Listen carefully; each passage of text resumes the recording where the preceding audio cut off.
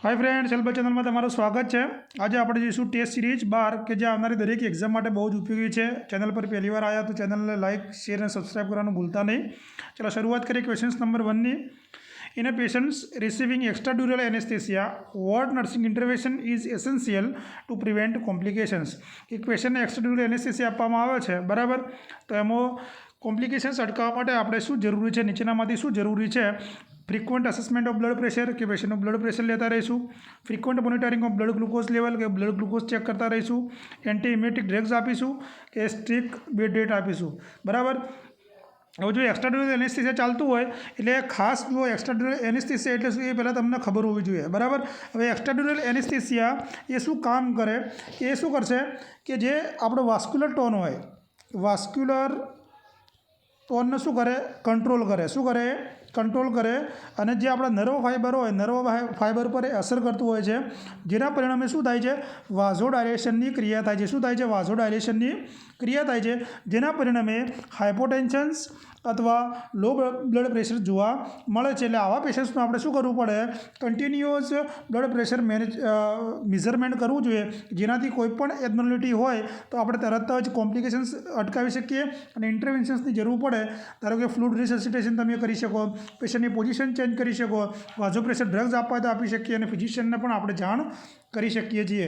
એટલે આવા પેશન્ટ્સની અંદર ફ્રીક્વન્ટ આપણે બ્લડ પ્રેશર્સ ખાસ મેન્ટેન કરવાનું રહે છે, બરાબર।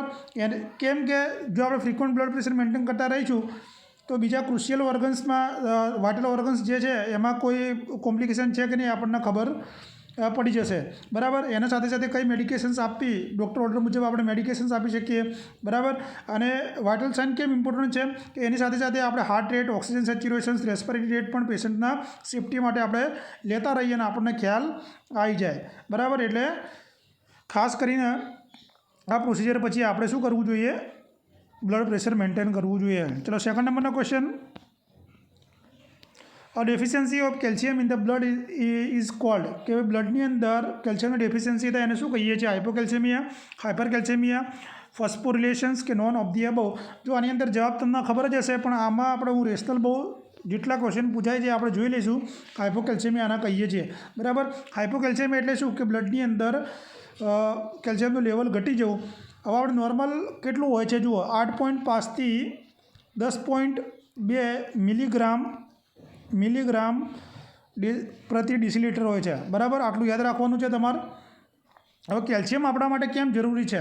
એ કેલ્શિયમ્સ એક મિનરલ છે, બરાબર, કે આપણા શરીરની કોઈ પણ જુદી જુદી ફિઝિયોલોજીકલ એક્ટિવિટી કરવા માટે જરૂરી છે, જેમ કે મસલ્સ કોન્ટ્રાક્શન્સમાં, નર્વ ટ્રાન્સમિશન્સની અંદર, બ્લડ ક્લોટિંગની અંદર, બોન્સ અને ટીથના કોન્સ્ટ્રક્શન્સ અથવા મજબૂતાઈ માટે પણ જરૂરી છે, બરાબર। હવે ધારો કે હાઇપોકેલ્શિયમિયાની કન્ડિશન્સ થઈ હોય તો કયા સિમ્ટમ્સ જોવા મળશે? જો એની અંદર શું થાય? હાથની અંદર આ લખી નાખજો, ટિંગલિંગ ઇન હેન્ડ, હાથની અંદર ટિંગલિંગ જોવા મળશે, હાથ અને ફીટની અંદર અને ફેસની અંદર, બરાબર।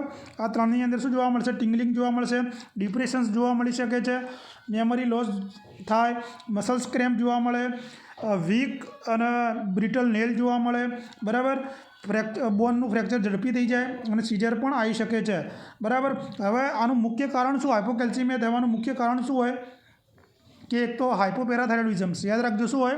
હાઇપોપેરાથાઇરોઇડિઝમ હોઈ શકે, પછી વિટામિન ડી ડેફિશિયન્સી હોય, CKD હોય, ક્રોનિક કિડની ડિસીઝના કારણે પણ થઈ શકે છે, બરાબર। હવે આનું ડાયગ્નોસિસ આપણે કઈ રીતે કરીશું? કે ભાઈ બ્લડ ટેસ્ટ કરીએ તો આપણને ખબર પડી જાય કે ભાઈ કેલ્શિયમનું લેવલ કેટલું છે, અને ECG કરવાથી આપણને શું ખબર પડે કે ભાઈ હાઇપોકેલ્શિયમિયા હાર્ટમાં ઇફેક્ટ કરે છે કે નહીં? ECG કરવાથી આપણને ખબર પડી જશે। હવે આવા પેશન્ટને આપણે શું કરીશું કે ડાયટરી ટ્રીટમેન્ટની અંદર ડાયટરીમાં આપણે કેલ્શિયમ સપ્લિમેન્ટ અને વિટામિન ડી આપણે આપવું પડે, અને જરૂર પડે તો IV કેલ્શિયમ પણ ડૉક્ટર ઓર્ડર મુજબ આપણે આપી શકીએ છીએ, અને કેલ્શિયમ રીચ ફૂડ આવા પેશન્ટ્સને આપવું જોઈએ, ક્લિયર।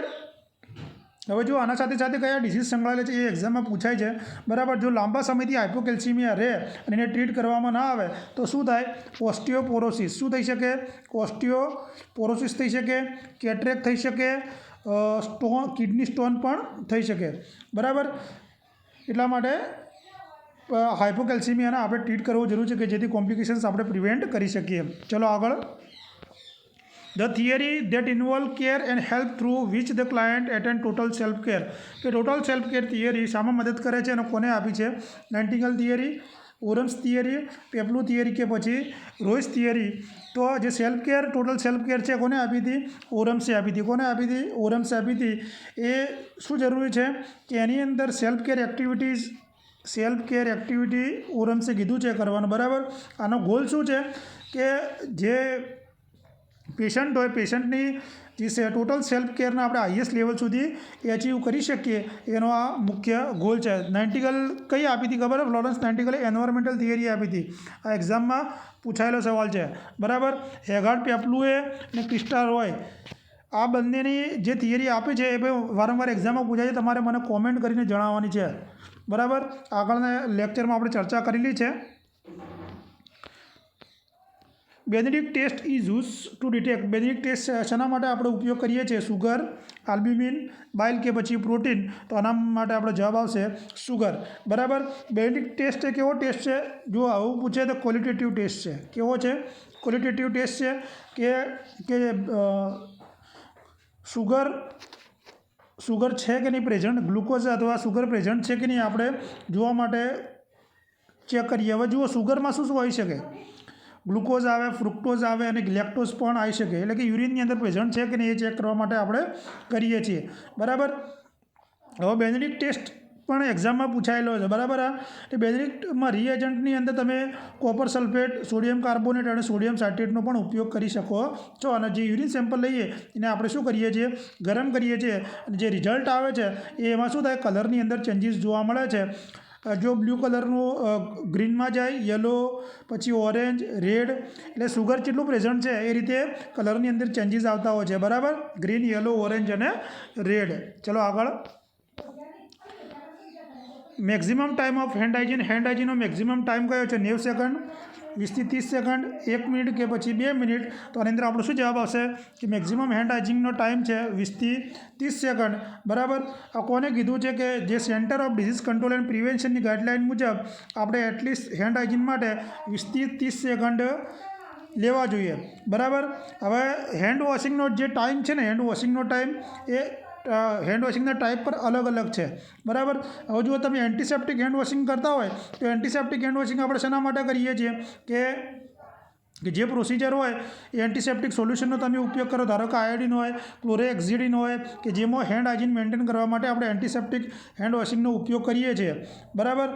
કે આમાં કેવું હોય છે કે તમારે જે હાથ બરાબર ઇન્ફેક્શન દેખાતું ના હોય કે ખરાબ થયેલા છે કે નહીં, બરાબર. તમે પેશન્ટને પહેલાં ટચ કર્યું હોય, આફ્ટર ટચિંગ કર્યું હોય ત્યારે આપણે એન્ટીસેપ્ટિક હેન્ડ વોશિંગ કરતા હોય છે, જેનો સમય 20 સેકન્ડ ઓછામાં ઓછો હોય છે એન્ટીસેપ્ટિકનો, બરાબર. તો જે મોમેન્ટ છે ને હેન્ડ હાઇજીનની મોમેન્ટ 5, એની અંદર એના પછી ધારો કે પેશન્ટ ટચ કરીને આવ્યા, બિફોરના આફ્ટર ટચ પછી તમારે એન્ટીસેપ્ટિક સોલ્યુશન્સથી આપણે ક્લીન કરતા હોઈએ છીએ. જો સર્જિકલ જે હેન્ડ વોશિંગ છે એ શામાં આપણે યુઝ કરીએ કે સ્ટરાઇલ ઓપરેશન્સ કરવાનું હોય, કોઈ પણ સર્જિકલ પ્રોસિજર કરવાની હોય એના માટે આપણે ઉપયોગ કરીએ છીએ. અને આમાં આપણે શું કરીએ છીએ કે જે રેસિડન્ટ માઇક્રો ઓર્ગેનિઝમ્સ હોય એ રિમૂવ કરવા માટે સ્કિનની સરફેસ ઉપરથી આપણે આ પ્રોસિજર અથવા સર્જિકલ હેન્ડ વોશિંગ કરતા હોઈએ છીએ, બરાબર. હવે આનો સમય પૂછે તો 2 થી 6 મિનિટ. કેટલો? 2 થી 6 મિનિટ આપણે સર્જિકલ હેન્ડ વોશિંગનો છે. ક્લિયર? ચલો આગળ. Nurse is caring for a patient suffering tuberculosis. શાનું પેશન્ટ છે? ટ્યુબરક્યુલોસિસનું છે. પેશન્ટ શું કમ્પ્લેન કરે છે કે ભાઈને શાર્પ, થ્રોમ્બિંગ અને બર્નિંગ પેન જોવા મળે છે લેગ અને ફિંગરની અંદર, બરાબર, ટચ કરતી વખતે. તો આ શાના સિમ્ટમ્સ છે? પેરિફેરલ ન્યુરોપેથીના, બરાબર. તો હવે આપણે after reading in medical notes understand this symptoms are. આ સિમ્ટમ્સ શેના કારણે જોવા મળે? પેરિફેરલ ન્યુરોપેથી કઈ દવાના કારણે જોવા મળશે? પાયરેનિઝેમાઇડ, આઇસોનાઇઝાઇડ, રિફામ્પિસિન કે પછી ડેપ્સોન? તો આની અંદર આપણો શું જવાબ આવશે? જે આ કન્ડિશન્સ જોવા મળશે આઇસોનાઇઝાઇડના કારણે જોવા મળશે. હવે જો ટીબી વિશે, ટીબી એક શું છે? ટ્યુબરક્યુલોસિસ કોમ્યુનિકેબલ ડિઝીઝ છે. શું છે? કોમ્યુનિકેબલ ડિઝીઝ છે કે જે આપણે લંગ્સના અફેક્ટ કરે છે. હવે એમાં માઇક્રો ઓર્ગેનિઝમ કયા હોય છે? માઇકોબેક્ટેરિયમ ટ્યુબરક્યુલાઈ. કયા હોય છે? માઇકોબેક્ટેરિયમ ટ્યુબરક્યુલાઈ. હવે એની ફર્સ્ટ લાઇન ટ્રીટમેન્ટની આપણે ચર્ચા કરીએ. ટીબીમાં ફર્સ્ટ લાઇન ટ્રીટમેન્ટમાં શું શું આવશે? જો એક આઇસોનાઇઝાઇડ ફર્સ્ટ લાઇન ટ્રીટમેન્ટની વાત કરું છું, પછી પાયરીજીનેમાઇડ, રિફામ્પિસિન, રિફામ્પિસિન, ઇથામ્બ્યુટોલ અને સ્ટ્રેપ્ટોમાઇસિન આ બધા કેવા ડ્રગ્સ છે? ફર્સ્ટ લાઇન ટ્રીટમેન્ટ છે, બરાબર. અને આ બધા ડ્રગ્સની સાઇડ ઇફેક્ટ છે હેડેક થાય, nausea, vomiting, mental changes, muscular weakness, dizziness અને ન્યુરોલોજિકલ સિમ્ટમ્સ જોવા મળતા હોય છે, બરાબર.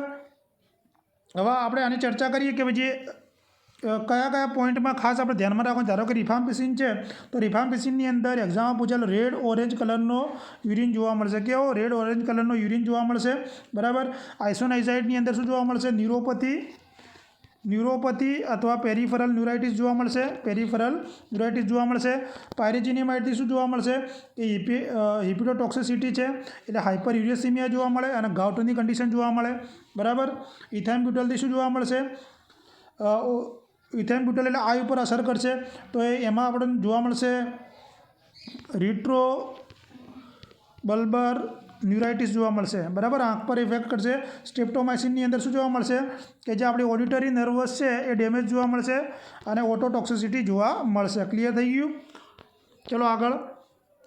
વોર્મર syndrome is a consider as Werner સિન્ડ્રોમના શું તરીકે ઓળખીએ છીએ? મેન 1, મેન 2, મેન 3 કે મેન 4?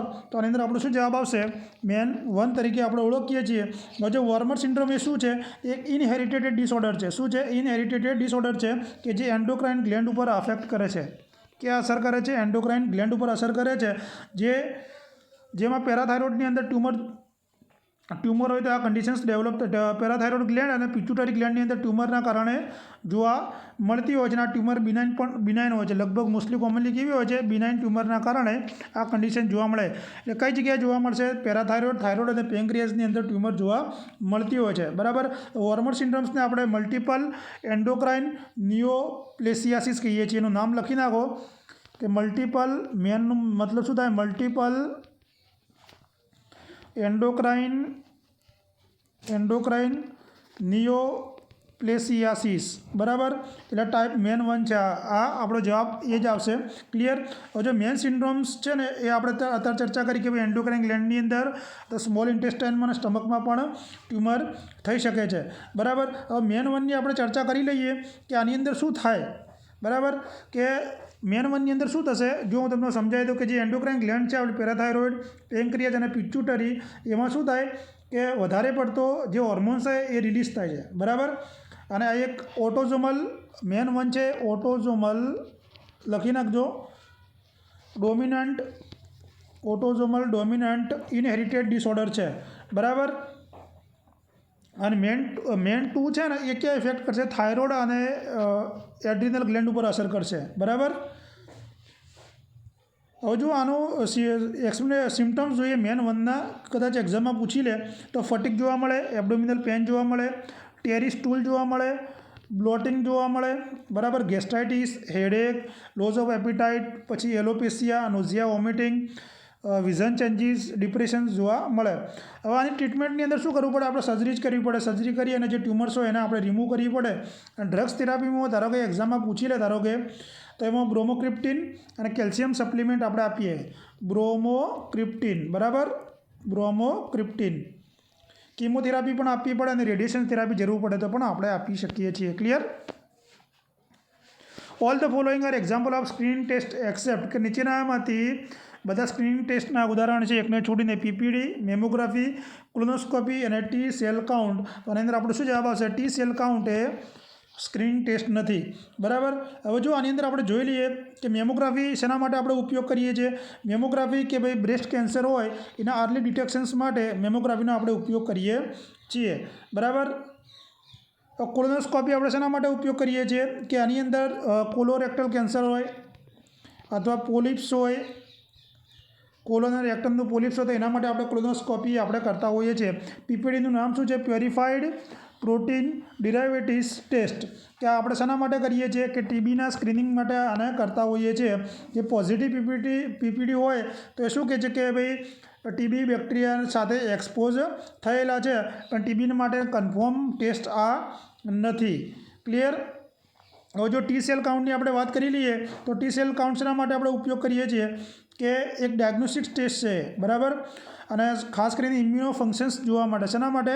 ઇમ્યુનો ફંક્શન્સ માટે આપણે ટી સેલ્સ કરીએ છીએ, ખાસ કરીને એચઆઈવીમાં. શામાં? એચઆઈવીમાં અથવા લ્યુકેમિયા અને લિમ્ફોમાની અંદર આપણે ટી સેલ્સ કરતા હોય છે કે જેની અંદર ટી સેલમાં સ્પેશિયલી CD4 શું આવશે CD4 સેલ કાઉન્ટ આપણે કરતા હોઈએ છીએ HIV માટે, બરાબર. અને પછી ડિટેક્ટ થાય તો એમાં આપણે કઈ ટ્રીટમેન્ટ આપીએ છીએ? ERT આપીએ છીએ, એન્ટી રિટ્રોવાયરલ થેરાપી આપણે આપતા હોઈએ છીએ. ક્લિયર? ચલો આપણે આગળ જોઈએ હવે. A client with schizophrenia is experiencing auditory hallucinations. The nurse should. ક્લાયન્ટને ઓડિટરી hallucination છે તો નર્સ શું કરશે? Ignore the hallucinations and focus on reality. Tell the client to stop listening to the voice. Ask the client to describe the content and tone of the voice. Challenge the client's belief in the voice. તો આની અંદર આપણો શું જવાબ આવશે? Auditory hallucinations હોય તો આપણો આન્સર રહેશે સી. પેશન્ટને કહેવાનું છે કે ભાઈ તમારો જે ટોન, કન્ટેન્ટ અને વોઇસનો એ ડિસ્ક્રાઇબ કરે કે ભાઈ તમને શું સંભળાઈ રહ્યું છે, બરાબર. કે જેનાથી આપણને શું મદદ થાય કે ક્લાયન્ટનું ડિસ્ટ્રેસ લેવલ કેટલું છે, એ પોતાની જાતને નુકસાન કરી શકે છે કે નહીં, બરાબર. એને ઇગ્નોર કરવાની, કહેવાની અને જે હેલ્યુસિનેશનની ચેલેન્જિંગ જે સ્થિતિ છે એને કેટલું એ પહોંચી વળે છે એ આપણે જોઈ શકીએ છીએ. ક્લાયન્ટની અંદર એન્ઝાયટી ઇન્ક્રીઝ થાય છે કે નહીં એ આપણે જાણી શકીએ છીએ. એટલે આપણો જવાબ આવશે C. Clear? A client with a bipolar disorder is admitted to the psychiatric unit in manic state. The nurse should prioritize which of the following interventions. હવે સાયકાટ્રિક યુનિટમાં દાખલ કર્યો છે, મેનિયાવાળું પેશન્ટ છે, એને શું છે? બાયપોલર ડિસઓર્ડર છે. તો આપણે શું કરશું ઇન્ટરવેન્શન્સની અંદર? સેફ અને structure environment, encourage the client to express feeling and needs, educate the client and family about the disorder and treatment, administrating prescribe mood stabiliser and antipsychotic. તો આવા પેશન્ટ્સને આપણે શું કરવાનું હોય? કારણ કે મેનિયાનો પેશન્ટ છે અને બાયપોલર ડિસઓર્ડર છે, તો આવા પેશન્ટને સેફ અને સ્ટ્રક્ચરલ એન્વાયરમેન્ટ આપણે પૂરું પાડીશું. કેમ કે મેનિયા સ્ટેટમાં શું હોય કે મેનિક પેશન્ટ હોય એનું જજમેન્ટ પાવર કેવો હોય છે? એકદમ પુઅર હોય છે, ઇમ્પલ્સિવિટી પુઅર હોય છે, રિસ્ક ટેકિંગ બિહેવિયર એનું હોય છે, બરાબર. તો આવા પેશન્ટ્સ માટે આપણે શું કરવાનું હોય છે? એની સેફટી ઇમ્પોર્ટન્ટ છે, બરાબર. સેફટી આપણે મેન ઇમ્પોર્ટન્ટ છે એટલે સેફ એન્વાયરમેન્ટ પૂરું પાડીશું. ચલો આગળ જોઈએ. A client with a borderline personality disorder has a history of self-harm and suicidal ideations. જો મોસ્ટ ટાઈમ છે બોર્ડરલાઇન પર્સનાલિટી ડિસઓર્ડરવાળું છે, જે પોતાને નુકસાન કરી શકે અને સુસાઇડલ આઈડિયા એને આવે છે, તો આપણે નર્સ તરીકે શું ઓબ્ઝર્વ કરીશું પેશન્ટની અંદર? Confront the client about the self harm and set limit of the behaviour. એનું બિહેવિયરની પેટર્ન જોઈશું અને બિહેવિયરની લિમિટ કરીશું. ઇગ્નોર ધ સેલ્ફ હાર્મ, એ ઇગ્નોર કરીશું, પોતાની જાતને નુકસાન કરે. ફોકસ ઓન એની સ્ટ્રેન્થ અને અચીવમેન્ટ પર આપણે ફોકસ કરીશું. Express empathy and concern of the client and explore the reason for the self harm.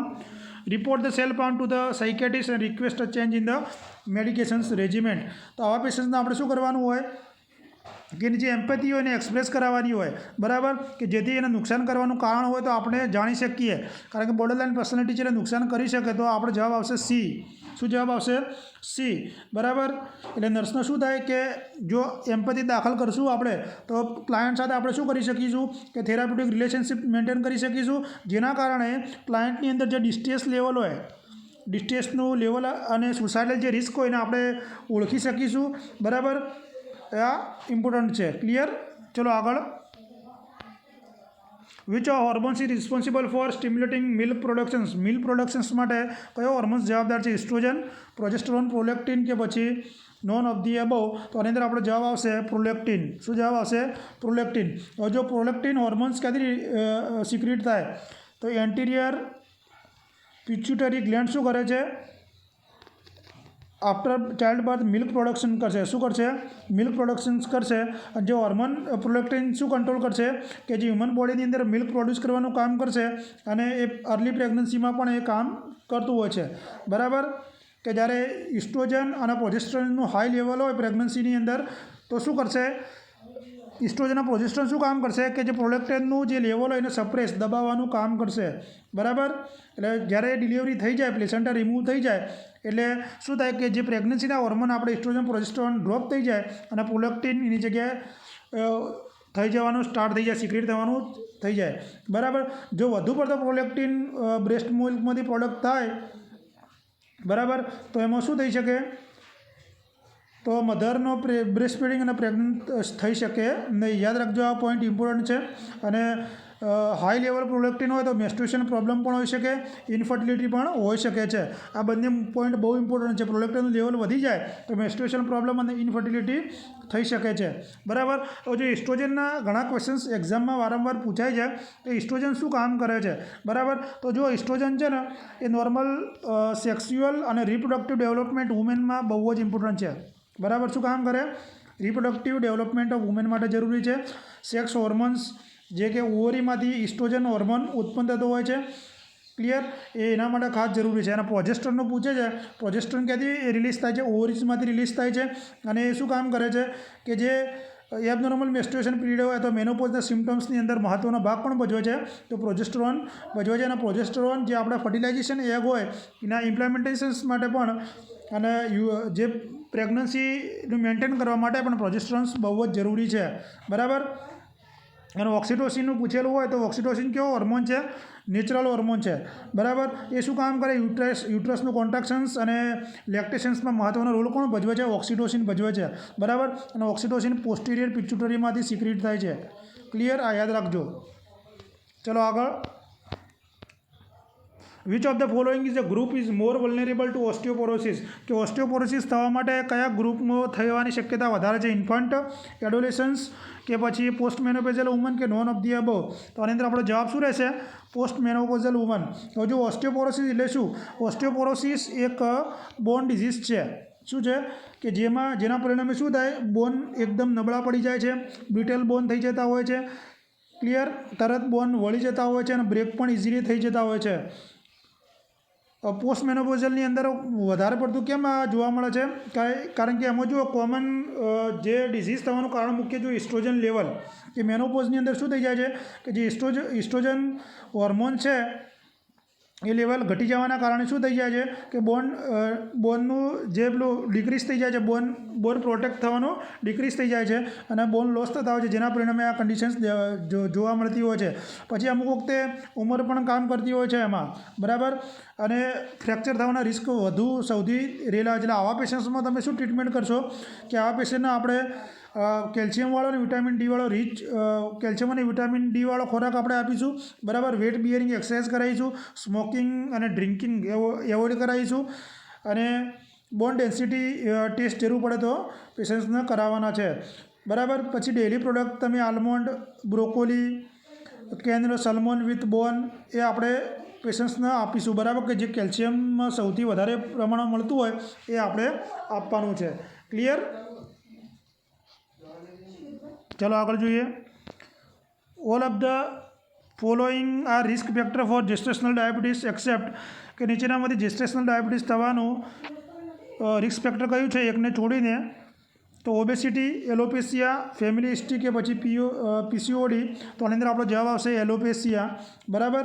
હવે જો જેસ્ટેશનલ ડાયાબિટીસ એટલે શું થાય કે પ્રેગ્નન્ટ વુમનની અંદર ડાયાબિટીસ થાય એને આપણે શું કહીએ છીએ? જેસ્ટેશનલ ડાયાબિટીસ તરીકે ઓળખીએ છીએ. બરાબર. આ ઘણીવાર હોર્મોનલ ચેન્જીસના કારણે જોવા મળતું હોય છે અને ઇન્સ્યુલિન જે રેઝિસ્ટન્સ થાય એના કારણે પણ આ કન્ડિશન્સ જોવા મળતી હોય છે. બરાબર. હવે આની અંદર શું જોવા મળે સિમ્ટમ્સની અંદર? કે ફ્રિકવન્ટ યુરિનેશન્સ જોવા મળે, ફટીગ જોવા મળે, ઇન્ક્રીઝ થ્રસ્ટ જોવા મળતી હોય છે. એટલે આવા પેશન્ટને આપણે બેલેન્સ ડાયટ અને રેગ્યુલર એક્સરસાઇઝ કરાવવાની હોય છે, લાઈફ ચેન્જીસ કરાવવાની હોય છે. બરાબર. અને બ્લડ શુગર મેન્ટેન કરવું, મોનિટર કરવું બહુ જ જરૂરી છે. ક્લિયર? હવે જો આવા પેશન્ટ્સની અંદર જેસ્ટેશનલ ડાયાબિટીસ થવાનું મુખ્ય કારણ તો અનનોન છે, પણ આપણે રિસ્ક ફેક્ટરની ચર્ચા કરીએ તો ઓબેસિટી હોઈ શકે, ફેમિલી હિસ્ટ્રી હોઈ શકે કે પહેલાં જેસ્ટેશનલ ડાયાબિટીસ થયેલી હોય એની હિસ્ટ્રી હોય, પોલિસિસ્ટિક ઓવરી ડિઝીઝ થયેલી હોય. બરાબર. મટર્નલ એજ 30 કરતાં વધારે હોય, હાઇપરટેન્શન હોય પ્રેગ્નન્સીની અંદર. બરાબર. તો આના કારણે થઈ શકે છે. એલોપેશિયા આવતું નથી કારણ કે એલોપેશિયા એટલે શું થાય કે ભાઈ હેર લોસ થઈ જાય. શું થાય? Hair loss. ક્લિયર? જુઓ બર્થ વેટ ક્વોડ્રિપ્લેસ બાય એટલે કે જન્મ સમયનું વજન 4 ગણું ક્યારે જોવા મળે છે? બરાબર. તો 5 મહિને, 1 વર્ષે, 18 મહિને કે 2 વર્ષે? 4 ગણું તો 2 વર્ષે આપણને જોવા મળશે. બરાબર. આપણો જવાબ આવશે 2 વર્ષ. હવે જુઓ બર્થ વેટના ઘણા ક્વેશ્ચન્સ પૂછાતા હોય છે. તો બર્થ વેટ નોર્મલ આપણે કેટલું માનીએ છીએ? એવરેજ 2.5 થી 3 આપણે એવરેજ માનીએ છીએ બરાબર. તો હવે ડબલ ક્યારે થાય? 6 મહિને થાય અને 3 ગણું 1 વર્ષે 3 ગણું જોવા મળતું હોય છે બરાબર. એટલે આ ખાસ તમારે યાદ રાખવાનું છે ને. એક બીજું હાઇટનું પૂછે છે, તો હાઇટ ડબલ ક્યારે થાય? જન્મની ડબલ 3 થી 4 વર્ષે હાઇટ ડબલ થતી હોય છે. મેક્સિમમ 4 વર્ષે હાઇટ ડબલ જોવા મળતી હોય છે બરાબર, 4 વર્ષે. એટલે યાદ રાખજો, ખાસ હાઇટનું પણ પૂછે છે. ટોટલ લંગ્સ કેપેસિટી ને ન્યૂબોર્નમાં લંગ્સ કેપેસિટી કેટલી હોય છે? 100 ml, 350 ml, 150 ml કે પછી 500 ml. તો આની અંદર આપણો જવાબ આવશે 150 ml જોવા મળે છે બરાબર. હવે જો લંગ્સ કેપેસિટી તમે કોને કહો? ટોટલ લંગ્સ કેપેસિટી આપણે કોને કહીએ એ પહેલાં તમને ખબર હોવી જોઈએ કે આપણે ઇન્સ્પિરેશન્સ દરમિયાન કે શું થાય કે છાતીની અંદર જે એરનો વોલ્યુમ હાજર હોય ને, એટલે કે ઇન્સ્પિરેશન્સ પછી છાતીની અંદર શું હોય કે આપણો જે એરનો વોલ્યુમ હાજર હોય ને આપણે શું કહીએ? ટોટલ લંગ કેપેસિટી તરીકે ઓળખીએ છીએ બરાબર. તો બાળકોની અંદર શું હોય કે ઓક્સિજન અને જે કાર્બન ડાયોક્સાઇડનો ફ્લો ક્યાંથી થતો હોય? બ્લડમાં હોય, પ્લેસેન્ટા થ્રુ જતું હોય છે બરાબર. પણ જન્મ સમયે શું થઈ જાય છે કે લંગ્સની અંદર ફ્લૂડ ફિલ થઈ જતું હોય છે, એટલે લંગ્સ પૂરતા પ્રમાણમાં ઇન્ફ્લેટ થયા હોતા નથી. એટલે ન્યૂબોર્નની કેપેસિટી આમ 150 છે, પણ 120 થી 150 જેટલી જોવા મળતી હોય છે બરાબર. હવે ટાઇડલ વોલ્યુમ પણ તમને ખબર હોવી જોઈએ. ટાઇડલ વોલ્યુમ તમે કોને કહો? કે આપણે જ્યારે શ્વાસ લઈએ એટલે ઇન્સ્પાયરેશન અને એક્સપાયરેશનમાં જે એરનો વોલ્યુમ એને આપણે શું કહીએ? ટાઇડલ વોલ્યુમ તરીકે ઓળખીએ છીએ. પછી ઇન્સ્પાયરેટરી રિઝર્વ વોલ્યુમ એક્ઝામમાં પૂછાય છે, કેટલો હોય છે? 3300 બરાબર. પછી એક્સપાયરેટરી રિઝર્વ વોલ્યુમ પૂછાય છે, એક્સપાયરેટરી રિઝર્વ વોલ્યુમ કેટલો હોય છે? 1200. અને રેસિડ્યુઅલ વોલ્યુમ પણ 1200. એટલે યાદ રાખજો, આ એક્ઝામમાં વારંવાર પૂછાયેલા ક્વેશ્ચન છે. આગળ જોઈએ. While taking a temperature from the rectal root in children's, thermometer should be inserted. કે રેક્ટલ રૂટથી આપણે ટેમ્પરેચર લેતા હોઈએ તો થર્મોમીટર કેટલું ઇન્સર્ટ કરવું જોઈએ? 1.5 ઇંચ, 2 ઇંચ, 1 ઇંચ કે 0.5 ઇંચ? તો આની અંદર આપણો જવાબ આવશે 1 ઇંચ આપણે અંદર દાખલ કરવું જોઈએ. એટલે 1 ઇંચ બરાબર કેટલું થાય? 2.5 સેન્ટીમીટર થાય. અને એટલીસ્ટ આપણે 2 મિનિટ માટે રાખવાનું હોય છે. કેટલું? ઓછામાં ઓછી 2 મિનિટ જેટલું આપણે રાખવાનું હોય છે. હવે ઘણીવાર તમને એવું પૂછે કે ઓરલ ટેમ્પરેચર કેટલું હોય નોર્મલ? તો ઓરલ 98.6 અથવા 37 ડિગ્રી. યાદ રાખજો, જેને આપણે માઉથ મારફતે લઈએ છીએ. ટિમ્પેનિક ટેમ્પરેચર પૂછે તો 99.6 અથવા 67.6 બરાબર. ટિમ્પેનિક મેમ્બ્રેન આપણે ક્યાંથી લઈએ છીએ? ઇયરમાંથી લઈએ છીએ. ક્યાંથી લઈએ છીએ? ઇયરમાંથી લઈએ છીએ બરાબર. ઇયરમાંથી આપણે લઈએ છીએ. પછી રેક્ટલનું પૂછે તો રેક્ટલમાં 99.6 અને એ રેક્ટમમાંથી લઈએ. અને એક્ઝિલરીનું પૂછે તો 97.6 બરાબર, કે જે એક્ઝિલામાંથી આપણે લેતા હોય છે. હવે ટેમ્પરેચરની અંદર આપણે ઇમ્પોર્ટન્ટ પોઈન્ટ શું યાદ રાખવાનો હોય છે એ આપણે જોઈ લઈએ. ધારો કે એક્ઝિલરી ટેમ્પરેચરની આપણે વાત કરીએ કે એ કેટલું હોય છે? લગભગ સ્કિન ટેમ્પરેચર, એટલે કે આમાં હા આપણે એની ચર્ચા આપણે કરી, થોડી ભૂલ થઈ છે. કાર્ડિનલ વાઇટલ સાઇનની ચર્ચા કરીએ કે કાર્ડિનલ વાઇટલ સાઇન કયા છે? તો temperature, pulse, respiration, blood pressure અને ઓક્સિજન સેચ્યુરેશન એ આપણે શું છે? કાર્ડિનલ વાઇટલ સાઇન છે બરાબર. અને એક છે પેન, પણ એક વાઇટલ સાઇનની અંદર આવે છે. એક્ઝામમાં વારંવાર પૂછાયેલો ક્વેશ્ચન છે બરાબર. હવે બીજું જે ટેમ્પરેચર રિલેટેડ ક્વેશ્ચન પૂછે છે કે ભાઈ એક સૂત્ર પૂછે છે કન્વર્ટ કરવા માટેનું. તો સેલ્સિયસનું ફેરનહીટમાં આપણે કન્વર્ટ કરીએ તો શું આવશે? સેલ્સિયસ બરાબર સેલ્સિયસનું ફેરનહીટમાં કરીએ તો આ બે સૂત્ર તમારે યાદ રાખવાના છે બરાબર. અને ફેરનહીટ બરાબર 9/5 ગુણ્યા સેલ્સિયસ પ્લસ 32 બરાબર. આ બે વારંવાર પૂછાય છે, એટલે આ સૂત્રો તમે ખાસ યાદ રાખજો. ક્લિયર? પછી પાયરેક્સિયાના ક્વેશ્ચન્સ નીકળે છે. તો માઇલ્ડ પાયરેક્સિયા તમે કોને કહીશું? 99 થી 100 ડિગ્રી ફેરનહીટ માઇલ્ડ કહીશું. મોડરેટમાં 100 થી 103, સિવિયરમાં 103 થી 105 અને હાઇપર પાયરેક્સિયા 105 કરતાં વધારે ફીવર એને આપણે શું કહીએ છીએ? હાઇપર પાયરેક્સિયા તરીકે ઓળખીએ છીએ. ચલો આગળ જોઈએ. Sorry for disturbance. ચલો આગળ જોઈએ. The device that use by researcher to collect data for study is cold.